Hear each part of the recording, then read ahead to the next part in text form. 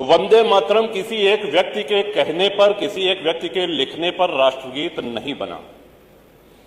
पूरी संविधान सभा ने यह निर्णय लिया कि वंदे मातरम राष्ट्रगीत होगा और जन गण मन ये राष्ट्रगान होगा।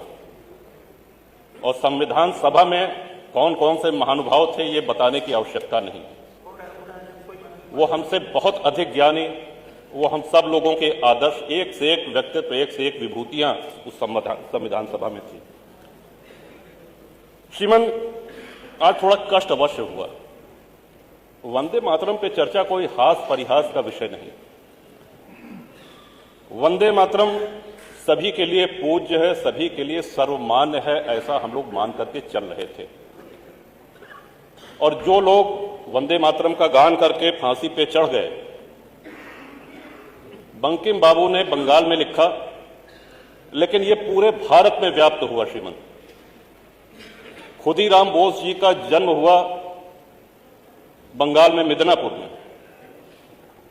और उनको फांसी पे चढ़ाया गया मुजफ्फरपुर बिहार में। अंतिम शब्द उनके वंदे मातरम। मदन लाल धींगरा अमृतसर पंजाब में जन्म हुआ, लंदन में उनको फांसी पर चढ़ाया गया, उनका अंतिम शब्द वंदे मातरम था। पंडित राम प्रसाद बिस्मिल जी शाहजहांपुर में जन्म हुआ, उनको फांसी पर चढ़ाया गया गोरखपुर में। वंदे मातरम अंतिम शब्द थे जो उनके श्रीमुख से निकले। ये कहने का उद्देश्य हमारा यह है कि वंदे मातरम की सर्वभौमिकता, सर्वव्यापकता, इस पर कोई प्रश्न चिन्ह तब नहीं लगा जब हमारा देश सबसे एक बहुत बड़े महासंकट से गुजर रहा है। वंदे मातरम आगे चल के विवाद में आएगा या इसको विवाद का एक रूप दिया जाएगा, ये किसी ने कल्पना भी नहीं की होगी, चाहे उस समय के राजनीतिक दल हों, चाहे उस समय के स्वतंत्रता सेनानी हों। वंदे मातरम किसी धर्म, किसी मजहब के विरोध में नहीं है। और जैसा कि मैंने पहले ही निवेदन किया कि संविधान सभा ने इसको राष्ट्रीय गीत कहा है, हम सभी को वो सम्मान करना चाहिए। लेकिन इसी सदन में, अब अगर सदन की बात की जाए श्रीमान, तो पूरे भारत में जितने सदन, चाहे वो लोकसभा हो, चाहे राज्यसभा हो, चाहे उत्तर प्रदेश की विधानसभा हो, चाहे विधान परिषद हो, जब सत्र शुरू होता है, आरंभ होता है, तो वंदे मातरम के गान के साथ ही होता है। ये इसकी सर्वव्यापकता है। लेकिन क्या इसी सदन में कुछ ऐसे सदस्य नहीं हैं जो उस समय मौन रह जाते हैं? क्या ऐसे सदस्य नहीं है जो वंदे मातरम का गान होता है यहां न बैठ करके लॉबी में बैठे रहते हैं? सीसीटीवी में सब है, ये कोई काल्पनिक बातें नहीं। आज जो चर्चा हो रही है, वैदिक काल से श्रीमन हमने अपने राष्ट्र को मां माना है, मातृभूमि कहा है। विश्व में अनेक देश हैं, हर जगह देशभक्त हैं, वो अपने अपने राष्ट्र के प्रति, अपने देश के प्रति आस्था रखते हैं।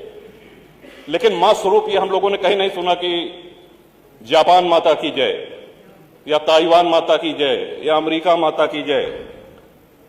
ये भारत माता की जय, ये सिर्फ भारत में होता है, क्योंकि हमने आदिकाल से, अनादिकाल से मां का स्वरूप दिया और उसी मां ने हम सब लोगों का पालन पोषण भी किया। बंकिम बाबू के इस कालजयी रचना को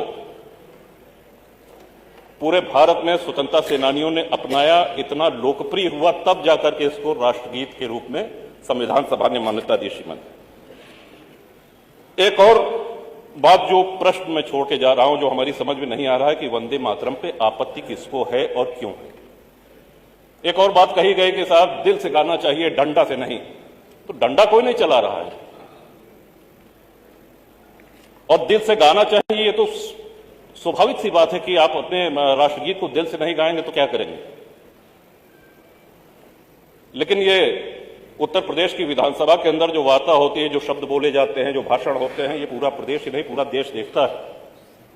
अब जब हम चुनाव लड़ने जाएंगे तो जो आदरणीय मतदाता हैं उनको भी ये ध्यान रखना होगा पूरे प्रदेश में कि कौन राष्ट्रगीत का गान करता है, कौन नहीं करता है, किसके मुंह पे ताला लग जाता है, कौन बैठा रह जाता है। ये सबसे महत्वपूर्ण बात है। श्रीमान, आज जो संविधान की दुहाई देते हैं, हम सब लोगों के लिए बहुत पुण्य ग्रंथ है संविधान।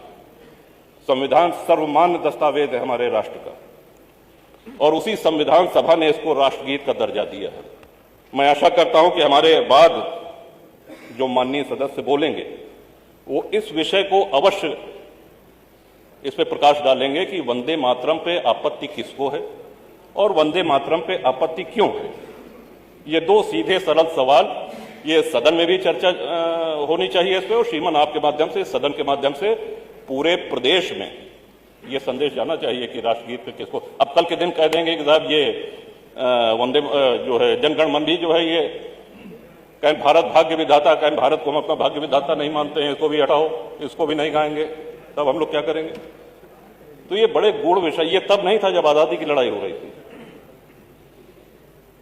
इन विषयों पर श्रीमान अवश्य आज माननीय सदस्य जो बोलेंगे उस पर बोलें, तभी ये चर्चा सार्थक होगी। आपने हमको समय दिया, बहुत बहुत आभार।